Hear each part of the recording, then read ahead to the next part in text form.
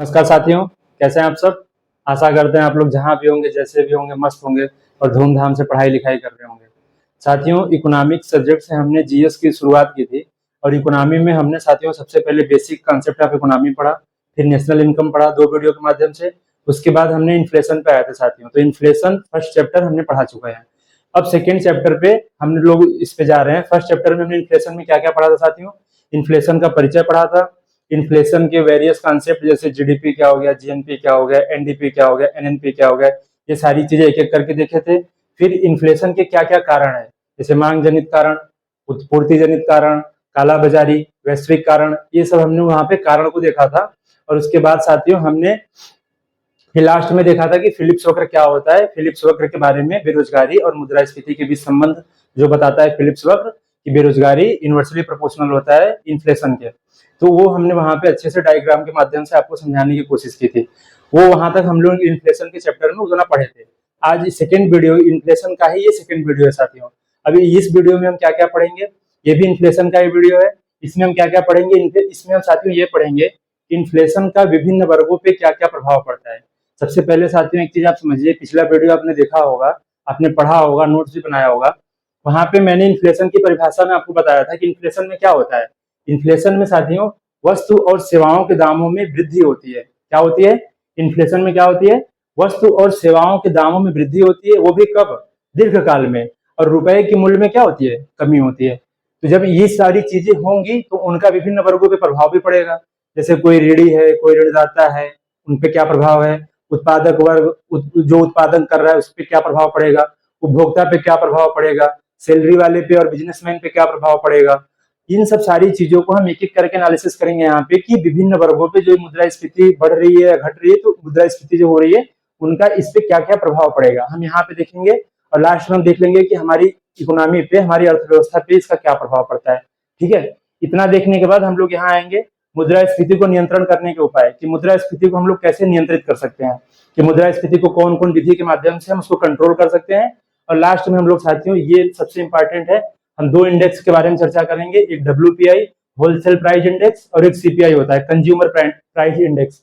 ये 2 इंडेक्स के बारे में चर्चा करेंगे। अक्सर साथियों यहीं से क्वेश्चन पूछता है, जैसे पूछ लेगा डब्ल्यूपीआई का आधार वर्ष क्या है, डब्ल्यूपीआई में सबसे ज्यादा किसको वेटेज दिया जाता है, ये सब सारी चीजें, बस डब्ल्यूपीआई में किसको शामिल किया जाता है ना, ये सारी चीजें यहाँ से क्लियर हो जाएगी आपकी। और सीपीआई भी हम आपको यहीं से क्लियर कर देंगे। तो ये 2 चीजें पढ़ेंगे। पढ़ने का मेरा क्रम क्या होगा साथियों आज का, इस वीडियो के माध्यम में हम सबसे पहले बताएंगे विभिन्न वर्गों पे मुद्रास्फीति का क्या क्या प्रभाव है, फिर आएंगे मुद्रास्फीति को नियंत्रण करने के क्या क्या उपाय हैं, फिर आपको 2 सूचकांक बताएंगे। तो इस क्रम में साथियों चलते हैं। सबसे पहले हम शुरू करते हैं कि विभिन्न वर्गों पे मुद्रास्फीति का क्या क्या प्रभाव पड़ता है। ये दोनों हटा देते हैं, ये दोनों लिख लीजिएगा, एक एक करके हम बारी बारी से आते जाएंगे। ठीक है, तो ये सूचकांक हटा देते हैं पहले। साथियों मुद्रास्फीति में 3 चीजें आपको हम बताए थे, हम बार बार एक ही चीज को हम रिवीजन कर रहे हैं, इसलिए कर रहे हैं, आपको रिवाइज करा रहे हैं, ये आपको अच्छे से तैयार हो जाए कि मुद्रास्फीति है क्या। मुद्रास्फीति की परिभाषा आपके दिमाग में यहाँ एकदम बैठ जानी चाहिए और कोई डाउट नहीं होनी चाहिए कि मुद्रास्फीति क्या होती है। मुद्रास्फीति में 3 चीजें होती है, क्या क्या होती है, वस्तु और सेवाओं के दामों में वृद्धि होती है, सबसे पहला चीज। दूसरा चीज दीर्घकाल में होती है, ऐसा नहीं कि आज बढ़ा कल कम हो गया तो मुद्रास्फीति नहीं है। मुद्रास्फीति में वस्तु और सेवाओं की जो दामों में वृद्धि होती है वो दीर्घकाल तक होती है, वो बढ़ गई तो बढ़ गई। और तीसरी चीज होती है कि रुपए के मूल्य में कमी होती है। हमने पिछली वीडियो में आपको एकदम क्लियर समझा दिया था कि रुपए के मूल्य में कैसे कमी होती है, रुपए के मूल्य में कैसे वृद्धि होती है। ये चीजें हो गई। अब जब इतनी सारी चीजें होंगी किसी भी इकोनॉमी में, किसी भी अर्थव्यवस्था में, तो बेसिक सी बात है साथियों कि जब ये सब चीजें होगी तो जितने भी अर्थव्यवस्था में लोग हैं, जितने भी मतलब एक्टिविटी हो रही है, उस पर कुछ ना कुछ इम्पैक्ट भी पड़ेगा। जैसे कोई भी उत्पादक वर्ग है उस पर क्या इम्पैक्ट पड़ेगा मुद्रास्फीति का, कोई उपभोक्ता उस पर क्या पड़ेगा। तो हम एक एक करके समझेंगे कि विभिन्न वर्गों पे क्या क्या इम्पैक्ट पड़ेगा। सबसे पहले देखते हैं साथियों की उत्पादक वर्ग, जो जैसे उत्पादक वर्ग समझ रहे हो, जैसे कोई कंपनी चला रहा है, कोई फैक्ट्री लगाया, कोई उद्योग धंधा चला रहा है, तो उस पर क्या प्रभाव पड़ेगा मुद्रास्फीति का। सबसे पहले हम देखते हैं उत्पादक, दो दो करके चलते हैं साथियों, एक लेते हैं उत्पादक और एक लेते हैं उपभोक्ता। एक उत्पादक वर्ग लेते हैं और एक लेते हैं साथियों उपभोक्ता पे क्या प्रभाव पड़ेगा। ध्यान से समझिएगा, एग्जाम में साथियों वनडे एग्जाम में और बहुत सारे एग्जामों में सीधे क्वेश्चन पूछ देता है कि मुद्रास्फीति का इस पे सकारात्मक पड़ेगा कि नकारात्मक प्रभाव पड़ता है, इस पे पूछ देगा कि क्या प्रभाव पड़ता है। तो आपको एकदम से क्लियर होना चाहिए, क्रिस्टल क्लियर होना चाहिए, कोई भी डाउट नहीं रहना चाहिए कि अगर पूछ दे उत्पादक वर्ग पे क्या प्रभाव पड़ता है, नेगेटिव प्रभाव कि पॉजिटिव प्रभाव, एकदम आसानी से बता दो, बिना सोचे समझे टिक मारो निकल जाओ। अब ध्यान से समझना उत्पादक वर्ग पे क्या प्रभाव पड़ता है। साथियों, इन्फ्लेशन जब होगी तो वस्तु और सेवाओं के दामों में क्या होती है, वस्तु और सेवाओं के दामों में वृद्धि होती है। ठीक है, अगर वस्तु और सेवाओं के दामों में जब वृद्धि होगी तो उत्पादक वर्ग का क्या होगा। जैसे अगर मान लो उत्पादक कोई कंपनी लगाया है, वो ये डस्टर का उत्पादन कर रहा है, ठीक है, ये डस्टर 50 रुपए में बना रहा है, अब इसका दाम मुद्रास्फीति की वजह से ये 60 रुपया हो गया, तो उत्पादक वर्ग को तो 60 रुपया मिल रहा है, और लोगों के पास पैसा भी अधिक होता है, डिमांड भी जनरेट होता है, तो मुद्रास्फीति में वो क्या होगा, उत्पादक वर्ग को क्या होगा, 50 रुपए की वस्तु महंगी होकर 60 रुपए की हो गई है, तो उत्पादक वर्ग जो कंपनी चला रहा है उसको तो लाभ होगा। नहीं समझे, फिर से देखना, आराम से समझो। जैसे अगर कोई फैक्ट्री लगाया है, मान लेते हैं ये डस्टर का उत्पादन कर रहा है, ये 50 रुपए में वो डस्टर बना रहा है। मुद्रास्फीति में 3 चीजें होती है, वस्तु और सेवाओं के दामों में क्या होती है, वृद्धि होती है। तो मान लेते हैं वस्तु के दाम में 50 रुपए से बढ़ के 60 रुपए हो गई, तो हम अगर फैक्ट्री लगाए हैं, हमें डस्टर का उत्पादन कर रहे हैं, अब हमको 60 रुपए मिल रहा है, पहले 50 मिलता था, अब 60 मिल रहा है, हमको तो लाभ होगी ना। तो मुद्रास्फीति में उत्पादक वर्ग को क्या मिलता है, जो भी उत्पादन होता है वस्तु और सेवाओं के दामों में वृद्धि होने की वजह से उत्पादक वर्ग को लाभ ही मिलता है। तो उत्पादक वर्ग को क्या होगा, यहाँ पे उत्पादक वर्ग को क्या मिलेगा, लाभ। और वही उपभोक्ता, अब उपभोक्ता पहले 50 दे के लाता था, अब वो 60 दे के लाएगा, तो उसको तो बेसिक सी बात है, उसको घाटा होना है। पहले वो 50 रुपए, आपको हम एग्जाम्पल समझाया था साथियों कि आप 10 रुपए की समोसा खरीदते थे, फिर 15 रुपए में खरीद के लेके आए, तो आपको क्या हुआ, आपको तो नुकसान ही हो रहा है ना 5 रुपए का। फायदा किसको हो रहा है, जो समोसा बना रहा है, जो उत्पादन कर रहा है उसको लाभ होगा, और जो उपभोक्ता है उसको मुद्रास्फीति से क्या होगा, उसको हानि होगा। ठीक है, तो सिंपल सी बात है, उत्पादक वर्ग पे क्या प्रभाव होगा, उत्पादक वर्ग को क्या होगा, लाभ, उपभोक्ता को क्या होगा, हानि। उपभोक्ता को क्यों हानि होगा, क्योंकि वो वस्तु और सेवाओं के दामों में वृद्धि की वजह से उसको अधिक चुकाना पड़ रहा है, इसलिए उसको हानि होगा। इसको अधिक मिल रहा है तो इसलिए इसको लाभ होगा। दो चीजें क्लियर हो गई। अब नेक्स्ट पे चलते हैं, उत्पादक उपभोक्ता लिखते चलना साथ साथ में, उत्पादक वर्ग को क्या होता है, उपभोक्ता को क्या होता है।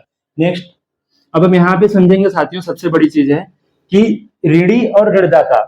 एक होता है ऋणी, ऋणी का मतलब क्या होता है, ऋणी का मतलब बारोवर, जो ऋण लेता है, और ऋणदाता, ऋणदाता जो ऋण देता है। इसको हम समझेंगे कि ऋणी को क्या होता है और ऋणदाता को क्या होता है, एक एक करके आराम समझेंगे, कोई घबराने वाली जरूरत नहीं है।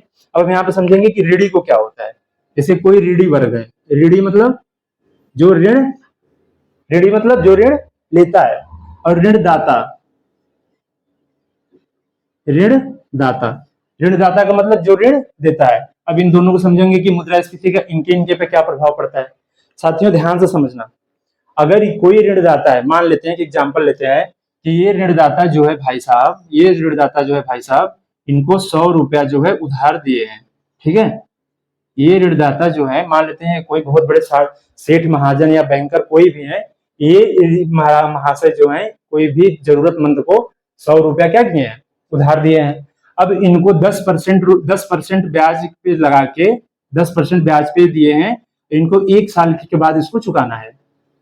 ये जो ऋणदाता भाई साहब है, ये ऋणी को क्या दिए हैं, 10% ब्याज पे 1 साल के लिए ऋण प्रोवाइड कराए हैं। ध्यान से समझना, ऋणदाता को हम लोग क्या कहते हैं साथियों, ऋणदाता को हम क्या कहते हैं, जो पैसा देता है, और ऋणी कौन होता है, जो पैसा लेता है। तो ये जो ऋणदाता होता है, ये जो ऋणदाता होता है साथियों, ये पैसा देता है और ऋणी जो है पैसा लेता है। ये अभी मान लेते हैं ये 100 रुपया दिया है, ये 100 रुपया दिया है 10% ब्याज पे 1 साल के लिए। अब मुद्रास्फीति बढ़ गई, अब मुद्रास्फीति क्या हो गई, इन्फ्लेशन बढ़ गई। इन्फ्लेशन बढ़ गई तो वस्तु और सेवाओं के मूल्य में वृद्धि हो गई, और जो हमारी मुद्रा का मूल्य है वो कम हो गया। मुद्रा का मूल्य कम का होने का मतलब जो 100 रुपया उसको दिया था, अब वो क्या हो गई है, अब वो क्या हो गई है, मुद्रा का मूल्य कम होने की वजह से ये 100 रुपया रह नहीं गई है। क्योंकि मान लेते हैं पहले वो 100 रुपए में 10 समोसा खरीद के लेके आता था, अब वो 100 में 10 खरीद के लेके नहीं आएगा। ठीक है, वो 100 में 10 से कम ही लेके आएगा, तो उसकी मुद्रा का मूल्य जो है वो तो कम हो चुका है। वास्तव में ये चुकाएगा 1 साल बाद, वास्तव में ये इसको 1 साल बाद 110 रुपया चुकाएगा, लेकिन मुद्रास्फीति की वजह से ये 110 रुपया नहीं है, मुद्रास्फीति बढ़ गई है तो मुद्रा का मूल्य क्या हो चुका है, कम हो चुका है। इसलिए वास्तव में 110 रुपया नहीं है, ये 110 रुपया से कम है। तो 110 रुपया से कम है तो इसको क्या होगा भाई साहब को, इस भाई साहब को घाटा होगा, ऋणदाता को। क्योंकि देखो ध्यान से समझना, एक सेकेंड, ऋणदाता कौन है, जो ऋण देता है, ऋणी कौन है, जो ऋण लेता है। ये 100 रुपया 10% के ब्याज से 1 साल के लिए ऋण दिया है, ये 1 साल बाद इसको 110 रुपए चुका देगा। आराम से समझ में आ रही है।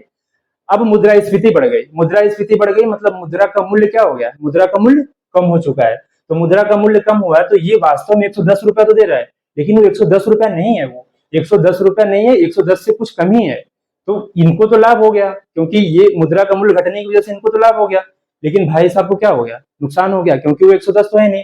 पहले 100 में 10 समोसा खरीद के लाते थे, अब 110 में भी हम शायद 10 ना खरीद के लेके आ पाए, तो उनको तो नुकसान हो रहा है। लेकिन रेडी भाई साहब को क्या हो रहा है, रेडी भाई साहब को क्या हो रहा है, रेडी भाई साहब को लाभ हो रहा है। इनको लाभ होगा, इनको हानि होगा। ठीक है, उत्पादक उपभोक्ता समझ गए, ऋणदाता और रेडी समझ गए। ठीक है, ये ऋणदाता और रेडी के बीच का अंतर हो गया। ठीक है, अब हम अपने नेक्स्ट पे चलते हैं और नेक्स्ट समझते हैं। इसको आसान से समझ लेना, ऋणदाता को क्या होता है और रेडी को क्या होता है। अब नेक्स्ट पे समझते हैं साथियों, बना लेना इसको, अच्छे से बना के लिख लेना कि किसको क्या लाभ होता है, किसको क्या नुकसान होता है। ठीक है, अब हम अपने नेक्स्ट पे चलते हैं साथियों, नेक्स्ट समझते हैं। एक देखते हैं साथियों कि स्थिर आय वर्ग पे क्या प्रभाव पड़ता है। जैसे जो सैलरी, जो नौकरी कर रहा है, सैलरी उसकी महीने की आ रही है, ठीक है, स्थिर आय वर्ग है। जैसे कोई श्रमिक है, डेली काम कर रहा है, डेली पैसा पा रहा है, स्थिर आय वर्ग वाला है।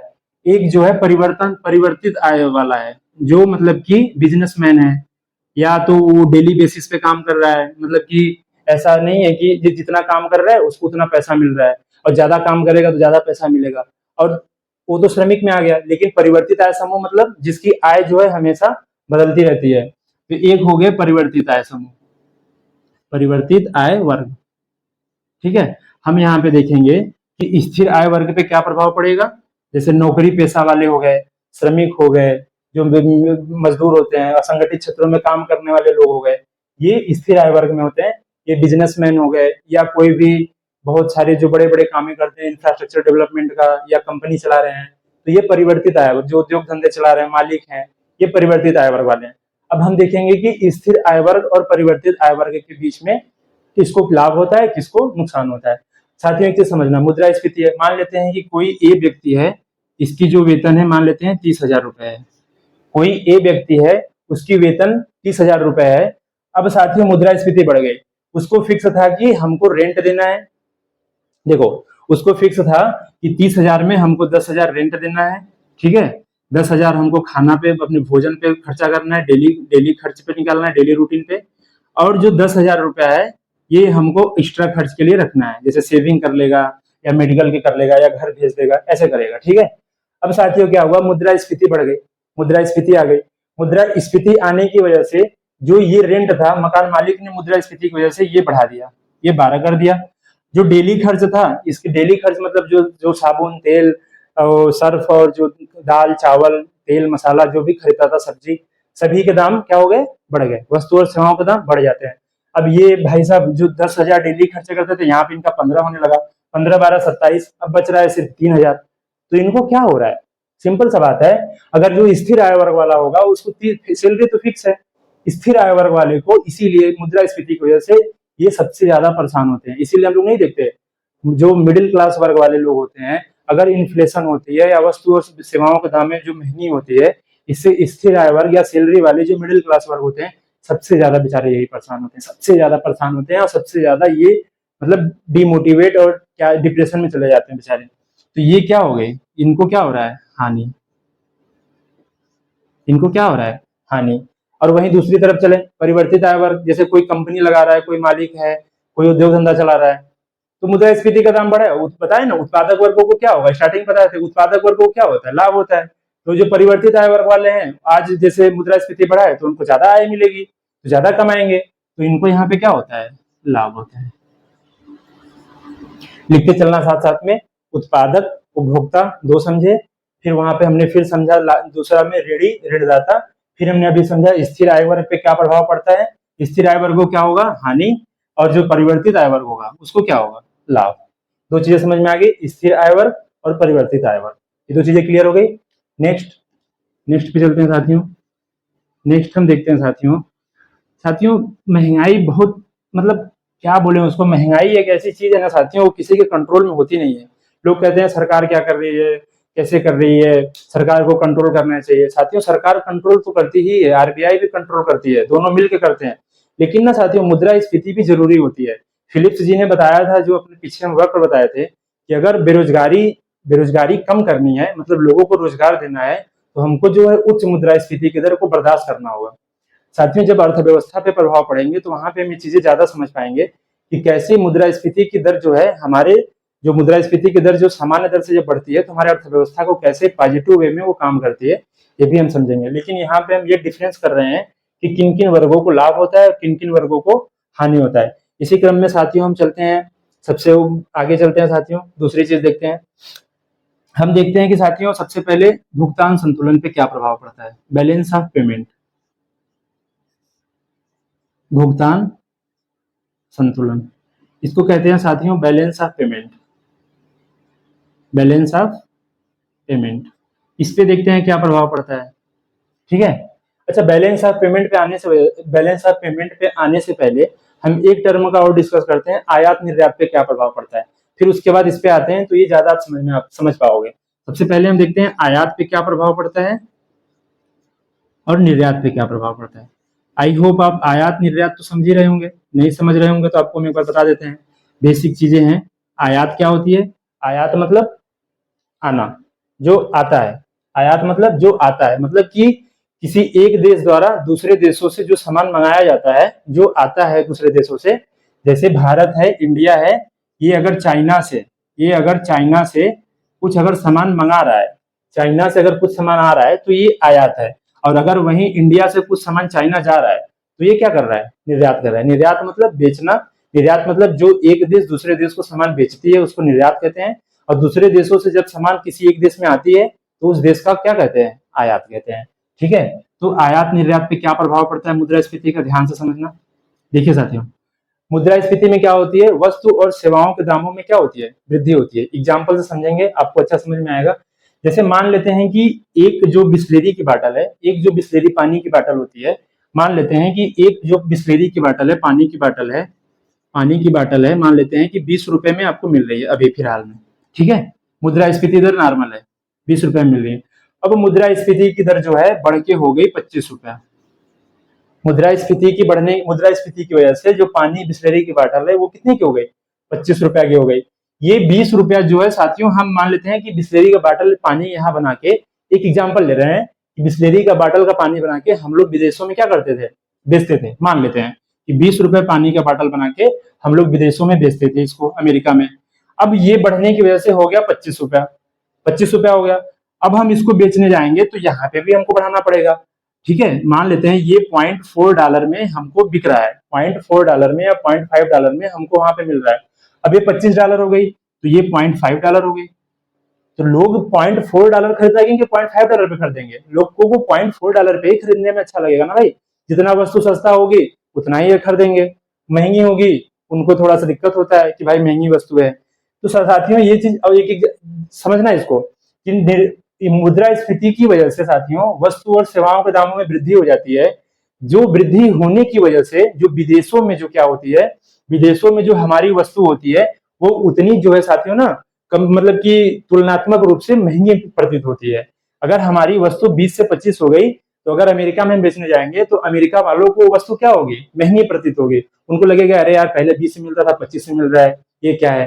तो उनको अब वस्तुएं महंगी प्रतीत होगी और वो सामान क्या करेंगे, वो सामान कम कर देंगे मंगाना। इसलिए हमारा निर्यात क्या होता है, निर्यात हमारा जो होता है वो कम हो जाता है। नहीं समझ रहे, फिर से ध्यान से समझना। एक एग्जाम्पल और लेते हैं हम यहाँ पे, आयात निर्यात समझ लेना अच्छे से। सीधा सीधा क्वेश्चन आता है साथियों वनडे एग्जाम में और बहुत सारे एग्जामों में सीधा क्वेश्चन आएगा, आयात और निर्यात पे आयात कमी होता है कि निर्यात अधिक होता है, निर्यात अधिक होता है कि आयात अधिक होता है, ये सीधा सीधा पूछता है साथियों। अब देखो जैसे मान लेते हैं साथियों कि 1 केजी गेहूं जो है, 1 किलो जो गेहूं है ये अभी मान लेते हैं 25 रुपया है, ठीक है। 25 रुपया 1 किलो गेहूं है। मैं हम लोगों ने मान लेते हैं भारत देश ने अमेरिका को निर्यात कर दिया कितने में, 25 रुपए किलो में, ठीक है। अब हमारे देश में मुद्रास्फीति है, हमारे देश में मुद्रास्फीति हो गई। अब यही गेहूं का दाम बढ़ के हो गया 30 रुपया, यही गेहूं का दाम बढ़ के हो गया 30 रुपया, यही गेहूं का दाम बढ़ के हो गया 30 रुपया। अब जब इसको अमेरिका में बेचने जाएंगे ना तो अमेरिका वाला कहेगा अरे यार पहले तो 25 में ही देते थे भाई साहब, क्या कर रहे हो, धांधली धांधली कर रहे हो, पहले तो 25 में बेचते थे हमको, अब 30 में बेच रहे हो। तो आप बोलोगे अरे साहब यार देखो मेरे यहाँ ना मुद्रास्फीति बहुत बढ़ी हुई है, इन्फ्लेशन होने की वजह से ना सर, इन्फ्लेशन हो गई है, इसकी वजह से ना मेरे यहाँ वस्तु और सेवाओं के दामों में वृद्धि हो गई है, और इन्फ्लेशन है तो दीर्घकाल में वृद्धि हो गई है, अब हमको सर 30 ही रुपए में बेचना पड़ेगा। तो अमेरिका वाला कहेगा 30 रुपए में बेचोगे तो बेचो, लेकिन हम तुमसे खरीदेंगे नहीं, हमको जो 25 मिलेगा हम उससे खरीद लेंगे, कहीं खरीदे तुमसे 30 में भाई, क्यों खरीदें? तो वो ये ऑब्जेक्शन देगा कि हम क्यों खरीदे तुमसे, हमको जो 25 में मिल रही है और देशों में, वो तुलना करेगा, नहीं मिलेगी तो मजबूरी में भले से खरीद ले, लेकिन अगर उसको 25 में मिल रही है तो तुमको 30 देगा क्यों? तो इसलिए किसी भी देश का जो निर्यात होता है, इसलिए वो यहाँ से सामान अमेरिका क्या करेगा, नहीं खरीदेगा। तो हमारे देश का निर्यात क्या होगा, निर्यात क्या होगा, निर्यात जो है वो कम हो जाएगा। तो निर्यात क्या होता है साथियों, निर्यात क्या हो जाता है, कम हो जाता है। अगर मुद्रास्फीति होती है तो निर्यात हमारा कम हो जाता है। इसके ठीक विपरीत साथियों, जैसे मुद्रास्फीति बढ़ी हुई है, हमारे देश में वस्तु और सेवाओं के दामों में वृद्धि है। अगर जैसे मान लेते हैं मोबाइल मोबाइल कंपनी है, कोई मोबाइल कंपनी है जो हमारे देश में बना रही है, वो मान लेते हैं 10,000 में मोबाइल बनाती थी, 10,000 में बनाती थी, मुद्रास्फीति होने की वजह से वो 15,000 हो गई है। ठीक है, 15,000 हो गई है, मुद्रास्फीति होने की वजह से वो मोबाइल का दाम बढ़ के 15,000 हमारे देश में हो गई है। आयात का मतलब दूसरे देश से मंगाते हैं हम, लेकिन चाइना में तो मुद्रास्फीति मान लेते नहीं है, और किसी देश में मुद्रास्फीति नहीं है, वो तो जितने में बेचती थी उतने में बेचेगी।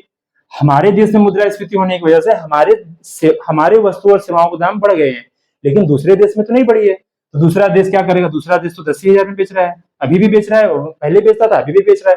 तो हम क्या करेंगे, अपना सामान ना खरीद के दूसरे देशों के सामान ज्यादा प्रेफर करेंगे कि भाई वहां पे 10,000 मिल रहा है तो हम अपना सामान क्यों खरीदे। तो इसलिए हम अधिक से अधिक सामान क्या करेंगे, मंगाएंगे। तो इसलिए आयात क्या होता है हमारा, आयात क्या होता है हमारा, अधिक हो जाता है।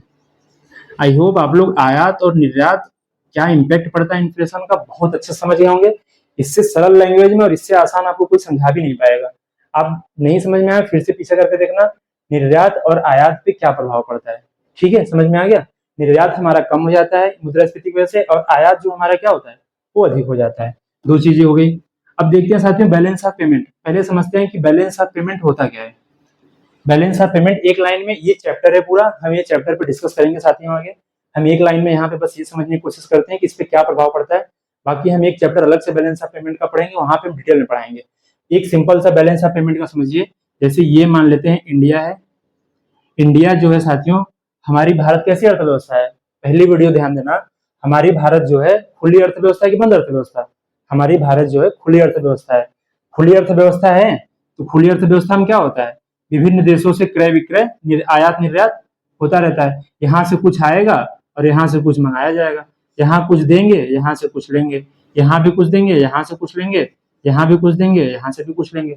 ठीक है, मतलब कि कहने का तात्पर्य है कि कोई भी देश जो है अन्य देशों से जो आयात निर्यात करता है, कोई भी देश जो है अन्य देशों से जो आयात निर्यात करता है, अगर उसका हम एक चार्ट बनाए, जैसे यहाँ पे लिखें आयात और लिखे यहाँ पे निर्यात और इधर लिखें देश, चाइना से कितना आयात हुआ यहाँ लिखें निर्यात, फिर लिखें अमेरिका से कितना आयात हुआ यहाँ लिखें यहाँ लिखें। अगर हम एक चार्ट बनाएं और देखें कि हमारा आयात कितने का हुआ है टोटल और हमारा निर्यात कितने का हुआ है, उसको हम लोग क्या कहते हैं, बैलेंस ऑफ पेमेंट, भुगतान संतुलन। भुगतान संतुलन क्या होता है साथियों, किसी भी एक देश का विश्व के अन्य देशों के साथ जो व्यापार होता है, किसी भी एक देश का विश्व के अन्य देशों के साथ जो व्यापार होता है, उसी को जो हम अगर हम यहाँ पे लिख देते हैं एक चार्ट बना के, उसी का जो व्यवस्थित डाटा होता है उसको हम क्या कहते हैं, भुगतान संतुलन। अगर आयात बराबर निर्यात है तो हम लोग कहेंगे कि हमारा बैलेंस ऑफ पेमेंट क्या है, बराबर है। बैलेंस ऑफ पेमेंट हमारा क्या है, बराबर है। तो किसी भी एक देश का अन्य देशों के साथ जो व्यापार होता है उसको हम क्या कहते हैं, बैलेंस ऑफ पेमेंट। यहीं पे आयात निर्यात अगर लिखे हैं तो यहीं पे समझ लेते हैं हमारा निर्यात क्या होगा, निर्यात क्या होगा, निर्यात क्या होगा, कम, आयात क्या होगा, अधिक। अभी समझे ना कि आयात और निर्यात क्या होगा। अगर बैलेंस ऑफ पेमेंट में हम आयात निर्यात को देख रहे हैं, किसी भी एक देश का अन्य देशों के साथ व्यापार की चर्चा कर रहे हैं, तो यहाँ पे देखिए कि आयात क्या हो रहा है, आयात हमारा अभी मुद्रास्फीति की वजह से आयात हमारा अधिक होता है और निर्यात कम होता है। तो हमारा आयात जब यहाँ पे अधिक मान लेते हैं, जैसे हम $1 बिलियन का क्रय करते थे, अब वो 2 बिलियन हो गया है, यहाँ पे सब देशों से हमारा आयात बढ़ रहा है, तो यहाँ पे हमारा आयात क्या हो जाएगा, अधिक हो जाएगा, और हम जो बेचते हैं वो हमारा क्या हो जाएगा, कम हो जाएगा। तो भुगतान संतुलन पे क्या प्रभाव पड़ता है साथियों, एक अपोजिट मतलब निगेटिव प्रभाव पड़ता है। कि हमारा आयात बहुत अधिक हो जाता है और निर्यात कम हो जाता है। इस वजह से हमारा जो भुगतान संतुलन होता है साथियों, इस पे प्रतिकूल प्रभाव पड़ता है। अनुकूल नहीं पड़ेगा, प्रतिकूल पड़ेगा। मतलब कि एक नेगेटिव इम्पैक्ट पड़ता है हमारे हमारी जो बैलेंस ऑफ पेमेंट है उस पर नेगेटिव इम्पैक्ट पड़ेगा। क्यों पड़ेगा साथियों? क्योंकि हमारा जो निर्यात होता है ना बहुत कम हो जाता है और आयात जो हमारा अधिक हो जाता है, इसलिए हमारा जो बैलेंस ऑफ पेमेंट होता है ये प्रतिकूल, मतलब कि एक निगेटिव इम्पैक्ट इस पे बैलेंस ऑफ पेमेंट पे एक निगेटिव इम्पैक्ट पड़ता है। आई होप आप लोग समझ गए होंगे कि आयात पे क्या प्रभाव पड़ता है, निर्यात पे पड़ता है, बैलेंस ऑफ पेमेंट पे क्या प्रभाव पड़ता है। तो साथियों ये चीजें आप समझ गए, लिख लेना, अच्छे से बना लेना, समझ जाना। ठीक है, आगे चलते हैं। भुगतान संतुलन हो गया। तो ऋणी पे क्या पर उपभोक्ता, उत्पादक, ऋणी, ऋणदाता, व्यवसायी पे क्या प्रभाव पड़ेगा वो भी बता दिए। और दूसरा एक जो मतलब कि जो स्थिर आय वर्ग है और एक परिवर्तनशील आय वर्ग है उस पर क्या क्या प्रभाव पड़ेगा ये भी बता दिए। आयात निर्यात पे क्या क्या प्रभाव पड़ेगा ये भी बता दिए और बैलेंस ऑफ पेमेंट पे क्या प्रभाव पड़ेगा अब ये भी बता दिए। ठीक है, तो विभिन्न वर्गों पर मुद्रास्फीति का क्या क्या प्रभाव पड़ता है ये आई होप आप लोग बहुत अच्छे से समझ गए होंगे। एक अच्छा लास्ट ले लेते हैं यहाँ पे कि किसी भी अर्थव्यवस्था पे क्या प्रभाव पड़ेगा। जैसे मान लेते हैं भारत की अर्थव्यवस्था पर इसका क्या प्रभाव पड़ेगा। एक लास्ट देखते हैं कि भारत की अर्थव्यवस्था पर इसका क्या प्रभाव पड़ेगा। भारत की अर्थव्यवस्था पर क्या प्रभाव पड़ेगा। साथियों ध्यान से समझना इस चीज को। हम अभी समझे हैं साथियों कि हम अभी समझे हैं जस्ट पहले कि जो उत्पादक वर्ग होता है, जो उत्पादक वर्ग होता है उसको क्या मिलता है, लाभ मिलता है। देखो अर्थ मुद्रास्फीति अगर है, ये चार्ट बना लेना, अगर मुद्रास्फीति है तो मुद्रास्फीति की वजह से क्या होगी, मुद्रास्फीति की वजह से क्या होगी, लोगों के पास लोगों के पास लोगों के पास पैसा अधिक होगा। पीछे पलट के देख लेना, आपको हम पढ़ाए हैं, पैसा अधिक होगा। पैसा अधिक होगा तो लोग क्या करेंगे, मांग अधिक करेंगे। मांग क्या करेंगे, मांग अधिक करेंगे। जब मांग अधिक करेंगे, मांग अगर अधिक करेंगे और मांग अगर जब अधिक करेंगे तो उत्पादन अधिक होगा।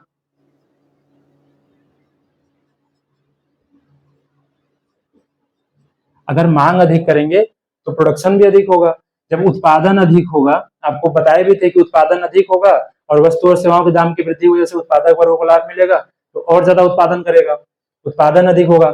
उत्पादन जब अधिक होगा साथियों, जब उत्पादन अधिक होगा तो अपने फैक्ट्री में जो कोई भी उत्पादन कंपनी है अगर उसके उत्पादन अधिक करना है तो उसको और अधिक से अधिक जो है लेबर को लगाना पड़ेगा। तो यहाँ उत्पादन अधिक होगा तो रोजगार अधिक होगा और उत्पादन अधिक होने से हमारा जो जीडीपी है वो भी हमारा बढ़ेगा। ध्यान देना, मुद्रास्फीति अगर है तो पैसा क्या होगी, अधिक होगी। पैसा अधिक होगी तो मांग अधिक होगी, मांग अधिक होगा तो उत्पादन अधिक होगा, उत्पादन अधिक होने से रोजगार क्या होगा, रोजगार बढ़ेगा और हमारी जीडीपी क्या होगी। अगर उत्पादन अधिक है तो जीडीपी, याद करना नेशनल इनकम का वीडियो एक दूसरे से लिंक के साथ में देखते रहना। जीडीपी हमारी क्या होगी, जीडीपी हमने वहां पे बहुत अच्छे से समझाया आपको, हमारी जीडीपी क्या होगी, जीडीपी भी हमारी बढ़ेगी। और जब किसी भी देश की जीडीपी बढ़ती है तो उसकी अर्थव्यवस्था क्या होती है, अर्थव्यवस्था भी क्या होती है, आर्थिक समृद्धि भी क्या होती है, आर्थिक समृद्धि भी, इकोनॉमिक ग्रोथ जो है, इकोनॉमिक ग्रोथ जो है वो भी क्या होती है, बढ़ती है। तो भारत अगर किसी भी अर्थव्यवस्था पर अगर मुद्रास्फीति, लेकिन साथियों एक चीज यहाँ पे देना कि ध्यान देना कि मुद्रास्फीति का मतलब ये नहीं है कि मुद्रास्फीति चाहे मतलब कि जो आपको बताया था ना प्रकार में कि हाइपर इन्फ्लेशन, दौड़ती कूदती, वो वाली मुद्रास्फीति नहीं।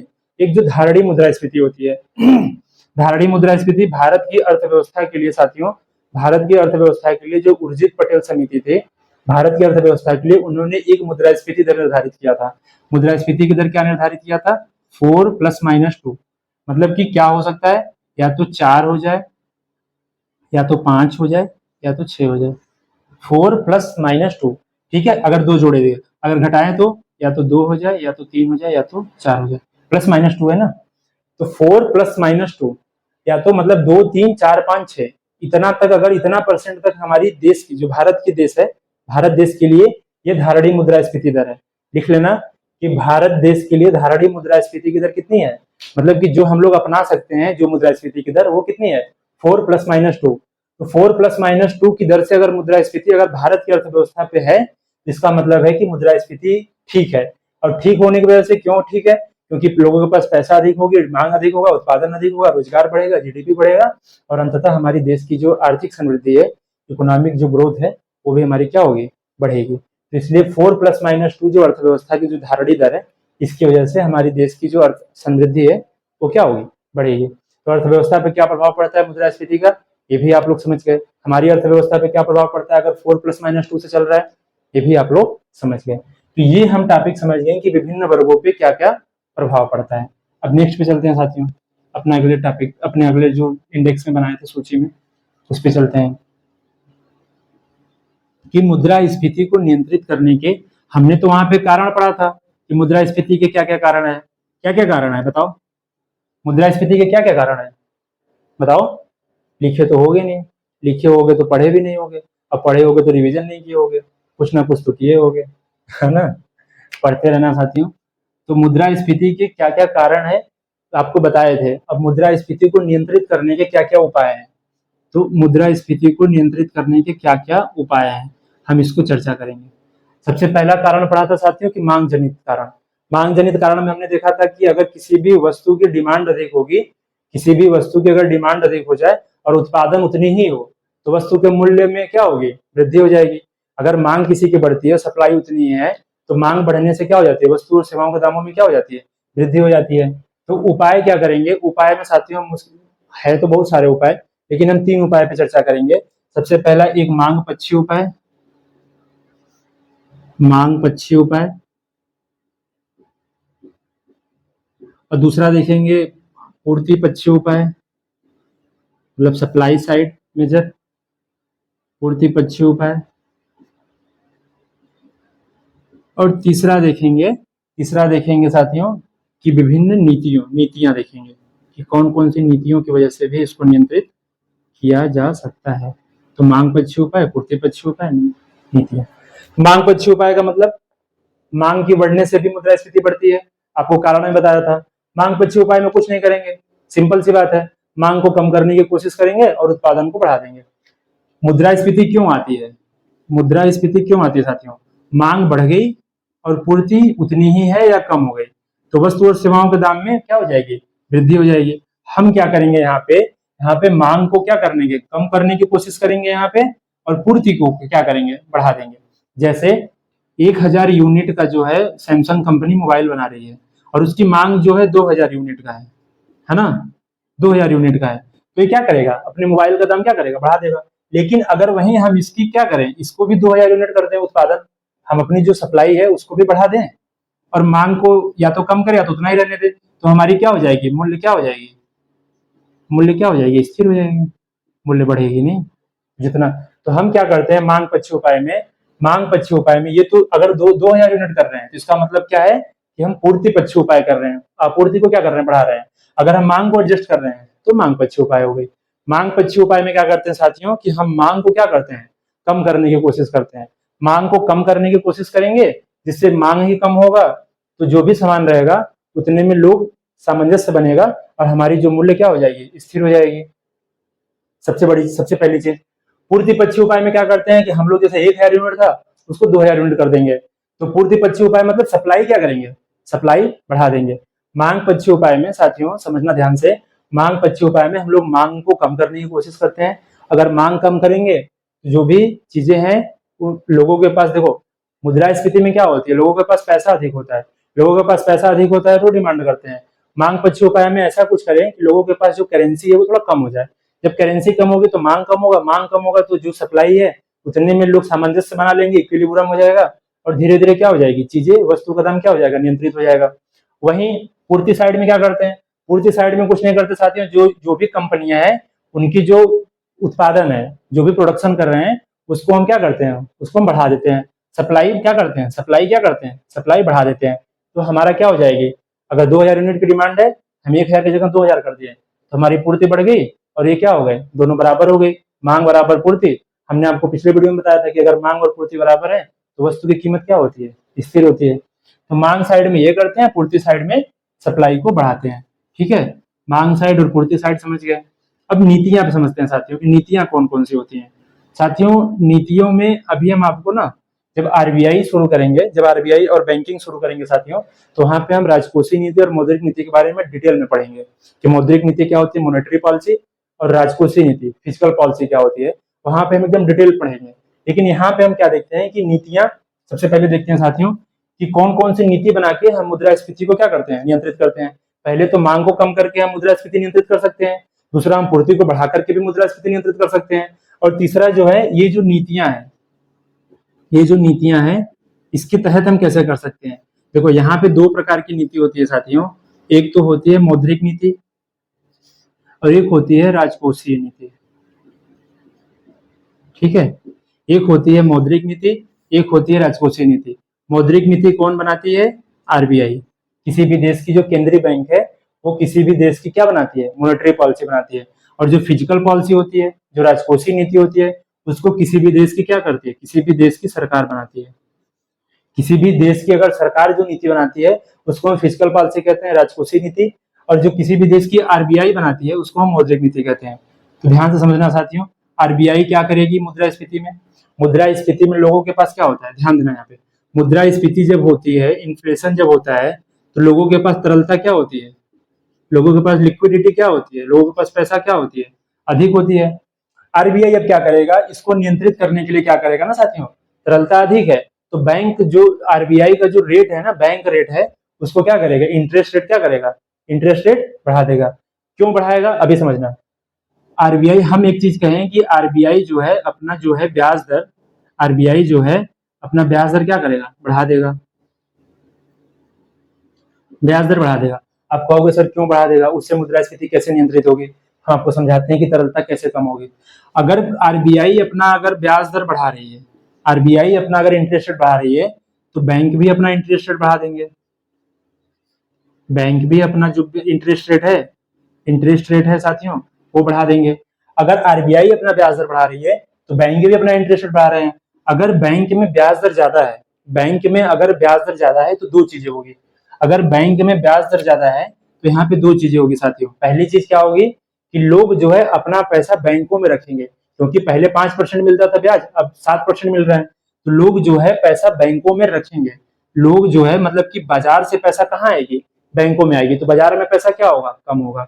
देखना ध्यान से, अगर बैंक अपना इंटरेस्ट बढ़ा रही है तो दो चीजें होगी। पहला, बाजार से जो है पैसा कहाँ आएगी, बैंक में आएगी, बाजार से पैसा बैंक में आएगी। क्योंकि अगर मेरे पास पैसा है, हम देख रहे हैं कि यार कहीं लगाने से अच्छा है, कहीं इन्वेस्ट करने से अच्छा है कि भाई बैंक में ही डाल देते हैं, क्योंकि बैंक का इंटरेस्ट रेट क्या हुआ है, बैंक का इंटरेस्ट रेट बढ़ा हुआ है। तो बाजार से पैसा कहाँ आ गई, मार्केट से, मार्केट टू बैंक। एक चीज हो गई। लोग जो पैसा लोगों के पास था, लोगों के पास बचत थी, जो निवेश करने के लिए रखे थे, वो बैंक में डाल दिए, तो मार्केट टू बैंक आ गई।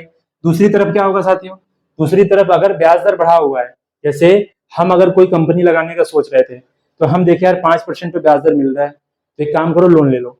लेकिन लोन लेने का हम सोचेंगे, कोई गाड़ी खरीदना है, मान लेते हैं को हमको बाइक, वो साइकिल ही खरीदना है, या मोटर गाड़ी खरीदना है, बाइक खरीदना है, मान लेते हैं हमको बाइक ही खरीदना है। हमको दिमाग में आया कि R15 है, 1.5 लाख का है, 2.5 लाख का है, एक काम करते हैं 5% ब्याज दर भी है, यही इसी में खरीद लेते हैं, अब सस्ता भी है, ब्याज दर भी कम है, खरीद लेते हैं।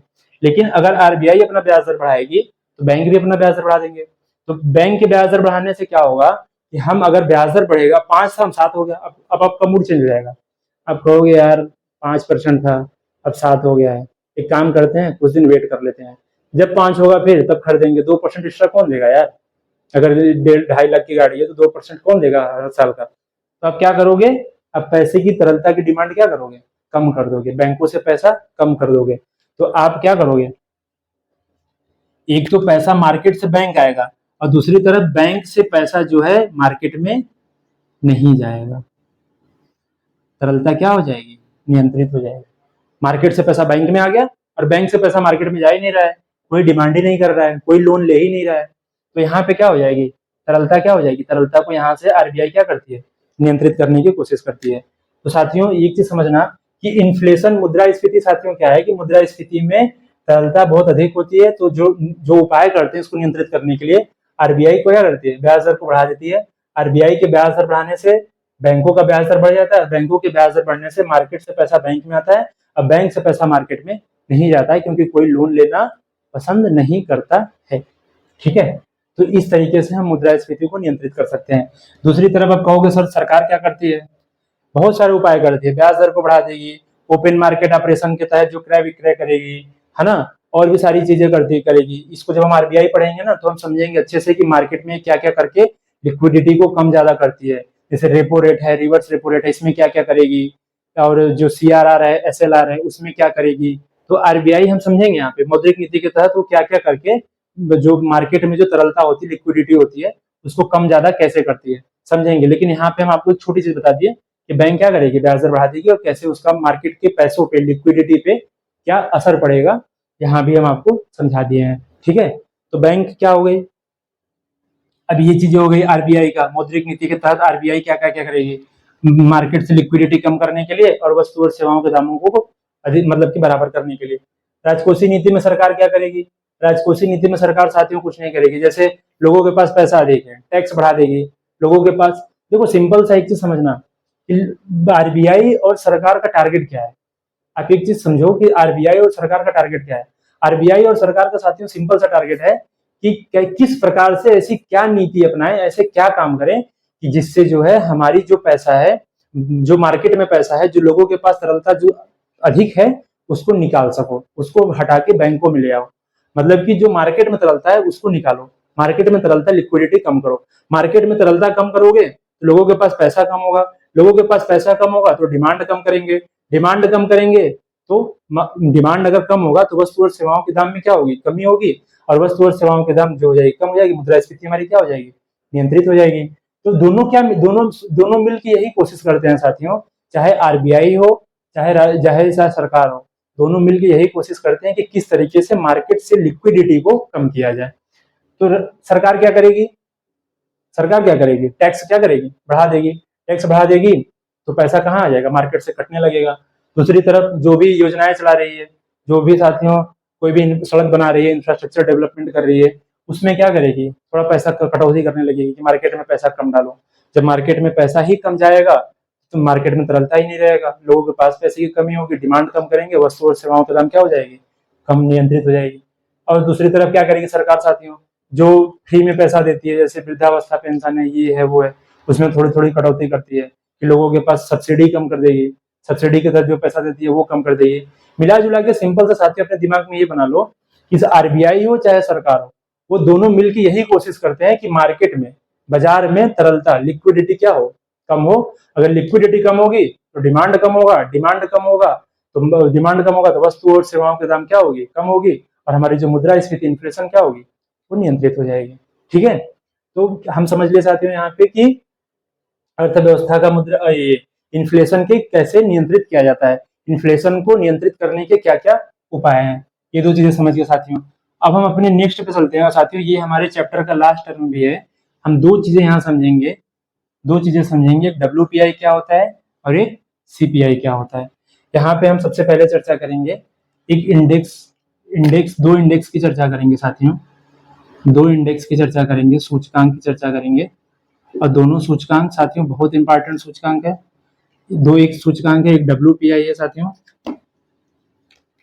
एक डब्ल्यूपीआई है और एक साथियों क्या है, सीपीआई। ठीक है, एक डब्ल्यूपीआई है और एक सीपीआई। डब्ल्यूपीआई क्या होती है, डब्ल्यूपीआई क्या है साथियों, होलसेल प्राइस इंडेक्स। होलसेल का मतलब थोक मूल्य सूचकांक। ठीक है, ये डब्ल्यूपीआई हो गई। सीपीआई क्या है, कंज्यूमर प्राइस इंडेक्स। कंज्यूमर का मतलब उपभोक्ता मूल्य सूचकांक। ठीक है, देखना ध्यान से, ये है थोक मूल्य सूचकांक और ये क्या है, उपभोक्ता मूल्य सूचकांक। थोक मूल्य सूचकांक क्या होता है और उपभोक्ता मूल्य सूचकांक क्या होता है। सबसे पहले इस पर चर्चा करते हैं कि थोक मूल्य सूचकांक होता क्या है।